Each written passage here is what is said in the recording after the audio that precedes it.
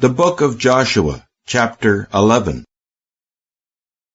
And it came to pass, when Jabin, king of Hazor, heard this, that he sent to Jobab, king of Madon, and to the king of Shimron, and to the king of Achshaph, and to the kings that were northward in the mountains, and in the plain south of Chinneroth, and in the lowland, and on the upland of Dor on the west, to the Canaanite on the east, and on the west, and to the Amorite, and the Hittite, and the Perizzite, and the Jebusite in the mountains, and to the Hivite at the foot of Hermon, in the land of Mizpah. And they went out, they and all their armies with them, a people numerous as the sand that is on the seashore in multitude, with horses and chariots very many. And all these kings met together, and came and encamped together at the waters of Merom, to fight against Israel. And Jehovah said to Joshua, Be not afraid because of them, for tomorrow about this time will I give them all up slain before Israel. Their horses shalt thou huff, and thou shalt burn their chariots with fire. And Joshua and all the people of war with him came upon them by the waters of Merom suddenly, and fell upon them.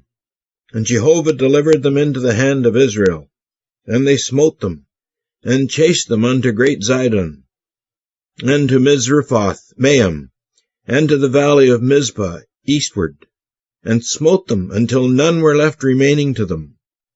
And Joshua did to them as Jehovah had said to him. He houghed their horses, and burned their chariots with fire. And Joshua turned back at that time, and took Hazor, and smote the king thereof with the sword. For Hazor was in times past the head of all those kingdoms.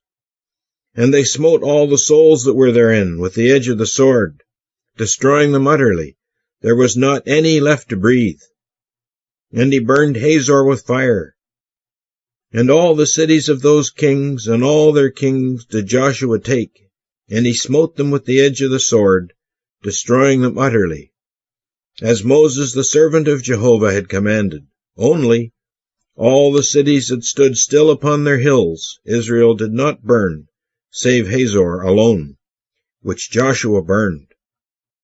And all the spoil of those cities and the cattle the children of Israel took as prey to themselves. Only they smote all the men with the edge of the sword, until they had destroyed them. They left none that breathed. As Jehovah had commanded Moses his servant, so did Moses command Joshua. And so did Joshua. He let nothing fail of all that Jehovah had commanded Moses.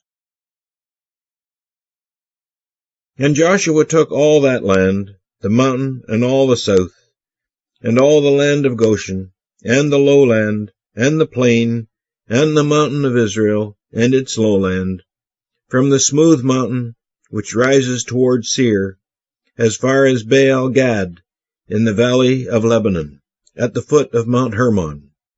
And he took all their kings, and smote them, and put them to death. Joshua made war a long time with all those kings. There was not a city that made peace with the children of Israel, save the Hivites, who dwelt at Gibeon. They took all in battle. For it was of Jehovah that their heart was hardened, to meet Israel in battle, that they might be utterly destroyed, and that there might be no favor shown to them, but that they might be destroyed, as Jehovah had commanded Moses. And Joshua came at that time, and cut off the Anakim from the mountains, from Hebron, from Debir, from Anab, and from all the mountain of Judah, and from all the mountain of Israel. Joshua destroyed them utterly, with their cities. There were none of the Anakim left in the land of the children of Israel, only at Gaza, at Gath, and at Ashdod there remained. And Joshua took the whole land, according to all that Jehovah had said to Moses. And Joshua gave it for an inheritance to Israel, according to their divisions, by their tribes, and the land rested from war.